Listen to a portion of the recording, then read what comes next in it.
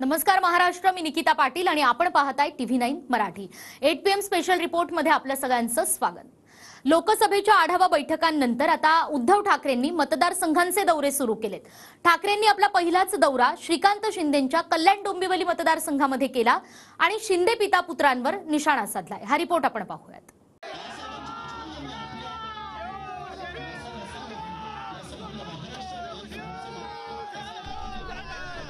ज्यांनी ज्यांनी भगव्याशी गद्दारी केली त्यांना गाडणारा मतदारसंघ। त्याही वेळेला निष्ठावंत शिवसैनिकांना नाकारून यांच्या घराणेशाहीला मी उमेदवारी दिली होती। चूक माझी आहे, पण मी केलेली चूक तुम्ही सुधारायची आहे। उद्धव ठाकरेंनी थेट कल्याण डोंबिवली मतदारसंघात येऊन शिंदे पिता पुत्रांना आव्हान दिलं। कल्याण डोंबिवलीच्या शाखांना उद्धव ठाकरेंनी भेटी दिली आणि खासदार श्रीकांत शिंदेंना तिकीट देऊन चूक झाली, आता चूक सुधारून गद्दारांना गाडणार असा हल्लाबोल ठाकरेंनी केलाय। की ज्यांना असं वाटत होतं की कल्याण लोकसभा मतदारसंघ म्हणजे आपली बाकी जायदाद आहे,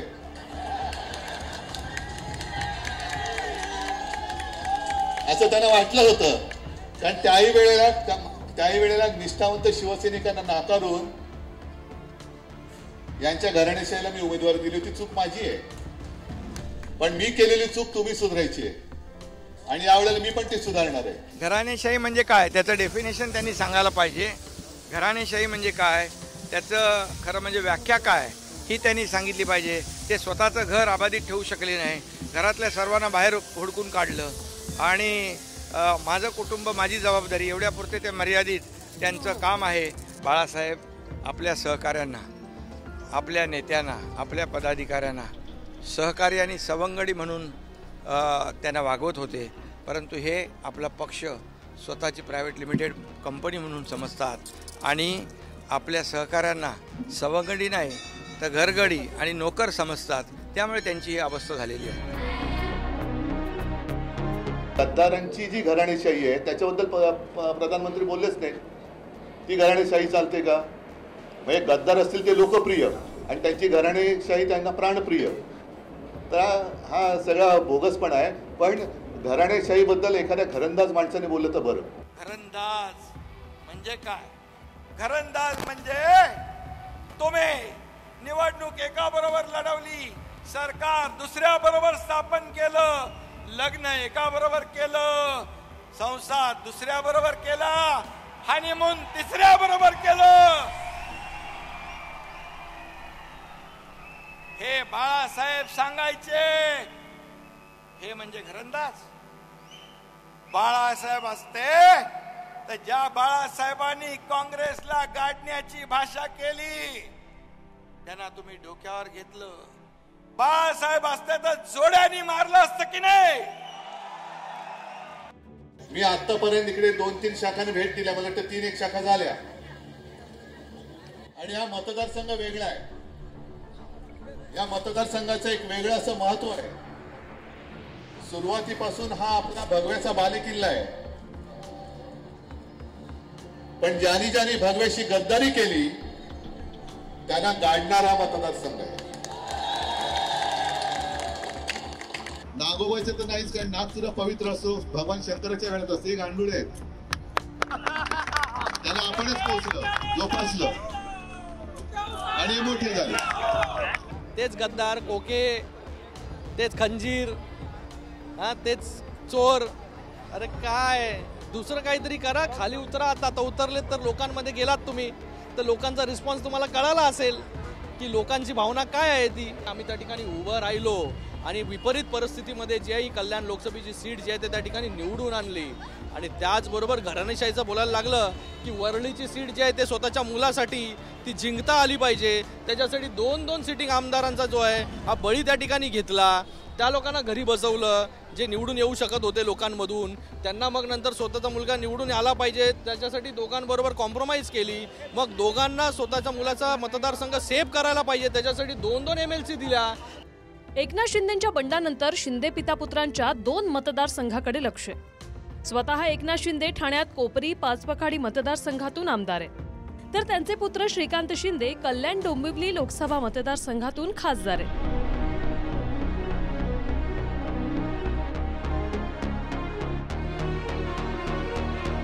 त्यामुळे उद्धव ठाकरेंनी लोकसभा निवडणुकीच्या पार्श्वभूमीवर कल्याण डोंबिवलीकडे मोर्चा वळवलाय. शाखांना भेटी देऊन त्यांनी शिवसैनिकांचा उत्साह वाढवण्याचा प्रयत्न केला आणि घराणेशाहीवरून नाशिकमधून टीका करणाऱ्या मोदींवर पलटवार केला. लोकतंत्र में युवाओं की भागीदारी जितनी अधिक होगी, राष्ट्र का भविष्य उतना ही बेहतर होगा. अगर आप सक्रिय राजनीति में आते हैं तो आप परिवारवाद की राजनीति के प्रभाव को उतना ही कम करेंगे. आप जानते हैं कि परिवारवाद की राजनीति ने देश का कितना नुकसान किया है. पंतप्रधान खूप काही बोललेत, घराणेशाहीवरती पण बोललेत आणि म्हणून योगायोग असेल काल ते येऊन गेले. आज मी नेमका अशा मतदारसंघात आलोय की जिथे गद्दारांची घराणेशाही आपल्याला काढायची आहे. गद्दारांची घराणेशाही. मी माननीय पंतप्रधानांना सांगतो की उगाच घराण्यावरती बोलू नका. तुम्ही जर आमच्या घराण्यावरती बोलला तर आम्ही सुद्धा तुमच्या घरावरती घराण्यावरती तुमच्यावरती बोलू. म्हणून त्यांना आतापर्यंत मदत करत आलेली मी सरळ म्हणतोय ठाकरेंची घराणेशाही नकोशी झाली आणि गद्दारांची घराणेशाही आपली वाटायला लागली. प्राणप्रिय गद्दारों से मेरा बहुत पुराना रिश्ता है, अब भी है. अशी ही सगळी घराणेशाही जी गद्दारांची ती गाडून टाकायची, ती गाडण्यासाठी तुम्ही किती तयार आहेत ते मी बघायला आलेलो आहे. कल्याण डोंबिवलीत गेल्या 2 टर्मपासून श्रीकांत शिंदे खासदार आहेत. भाजप शिवसेना युतीत मोदी लाट असताना 2014 मध्ये श्रीकांत शिंदे तब्बल 2,50,000 मतांनी जिंकून आले. तर 2019 मध्ये 3,44,000 मतांनी विजय मिळवत श्रीकांत शिंदे सलग दुसऱ्यांदा खासदार झाले. आता उमेदवारीचा विचार केला तर ठाकरे गटाकडे ताकदवार उमेदवार दिसत नाही. कल्याण ग्रामीणचे माजी आमदार सुभाष भोईर यांचं नाव चर्चेत आहे. मात्र उद्धव ठाकरेंचा दौरा असतानाही ते गायब राहिल्यानं भुवया उंचावल्यात. दुसरीकडे मनसेकडून आमदार राजू पाटील खासदारकीसाठी इच्छुक आहेत आणि त्यांचं मनसेकडून तिकीट जवळपास निश्चित आहे. विशेष म्हणजे भाजप आणि शिंदेंच्या शिवसेनेच्या युतीत जागांची अदलाबदल होऊन श्रीकांत शिंदे ठाण्यातून ठाकरे गटाचे खासदार राजन विचारेंच्या विरोधात लढण्याची शक्यता आहे आणि कल्याण डोंबिवलीतून भाजपचे आमदार संजय केळकरांना उमेदवारी मिळू शकते. शिंदेंच्या बंडानंतर उद्धव ठाकरे पहिल्यांदाच कल्याण डोंबिवलीच्या दौऱ्यावर आले. शिंदेंवर हल्लाबोल करतानाच त्यांनी मोदींवरही निशाणा साधला. नाशिकच्या काळाराम मंदिरात मोदींची साफसफाई म्हणजे थोतांड असून चकचकीत लादी पुसून स्वतःच्याच पायांनी लादी घाण केली अशी टीका ठाकरेंनी केली. मला एक फोटो मी बघितला, आपले मिंदे दिल्लीमध्ये लादी धुतात रोज, ते आहेच. तिकडे धुणी भांडी करतात, पण आज मंदिर साफसफाईचं थेर करतायत. नाटक, खोतांड. मुद्दामून फोटो बघा, चकचकीत लादी आहे, चकचकीत ती घाण करतायत स्वतःची पावलं उमटून.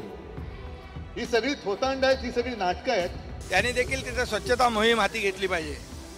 आता आम्ही तर घेतलेलीच आहे आणि त्यामुळे दौरा करायला काय लोकशाहीमध्ये प्रत्येकाला अधिकार असतो, त्यामुळे दौरा त्यांनी करावा, त्याचं काही हे नाही. पण एवढंच आहे की स्वच्छता जी मोहीम आम्ही हाती घेतली आहे ही गेल्या अनेक वर्षाची जी साचलेली घाण ती देखील आम्ही साफ करणार आहोत. अद्याप लोकसभा निवडणुकीची घोषणा बाकी आहे. मात्र प्रचार किती टोकाचा असेल याची झलक ठाकरेंनी दाखवून दिली.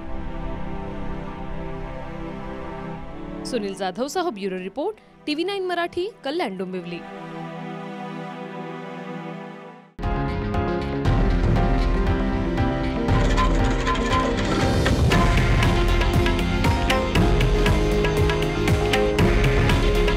हे आहे देशातील नंबर 1 न्यूज नेटवर्क आणि आपण पाहत आहात TV9 मराठी. काळजी तुमची, हित महाराष्ट्राचं.